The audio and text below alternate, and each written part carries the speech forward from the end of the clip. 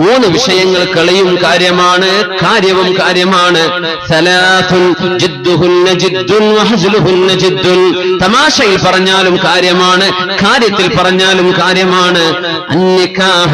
നിക്കാഹ് ചെയ്തു കൊടുക്കുന്നത്, ത്വലാഖ് ചൊല്ലി എന്ന് പറയുന്നത്, തിരിച്ചെടുത്തു എന്നും പറയുന്നത്. കളിക്കുന്ന നേരത്ത്, തമാശ പറയുന്ന നേരത്ത്, ദേഷ്യപ്പെടുന്ന നേരത്ത് ഒരു ഭർത്താവും നാവിൽ ത്വലാഖിന്റെ വാക്ക് പറഞ്ഞു പോവരുത്. കളിയും കാര്യമാണ്, തമാശയും കാര്യമാണ്. കാര്യത്തിൽ പറഞ്ഞാലും ത്വലാഖാവും, തമാശ പറഞ്ഞാലും ത്വലാഖ് സംഭവിക്കും. ഒരു ചെറുപ്പക്കാരൻ അങ്ങനെ തെക്കെങ്ങാനുമാണ് അദ്ദേഹം ഇപ്പോൾ ഉള്ളത്, സൗദി അറേബ്യയിലെന്ന് തോന്നുന്നു. അദ്ദേഹം 6 മാസം മുമ്പ് തമാശ പറഞ്ഞിട്ട് ഭാര്യയോട് എൻ്റെ 1, 2, 3 ത്വലാഖ് ഞാൻ ചൊല്ലിയിട്ടുണ്ട് എന്ന് പറഞ്ഞു. 6 മാസം കഴിഞ്ഞ് ഇപ്പോൾ ഇന്നലെ വിളിച്ചു ചോദിക്കുക എന്താ സംഭവിച്ചത്. ബായിനായ ത്വലാഖ് സംഭവിക്കൂലേ? പിന്നെ ആ പെണ്ണിനെ വേറൊരാൾ കല്യാണം കഴിച്ച് അയാൾ ത്വലാഖ് ചൊല്ലിയാലല്ലാതെ അയാൾക്ക് കെട്ടാൻ പറ്റൂല. അങ്ങനെ ത്വലാഖ് സംഭവിക്കുന്നു. 3 ത്വലാഖ് ചൊല്ലിക്കഴിഞ്ഞു.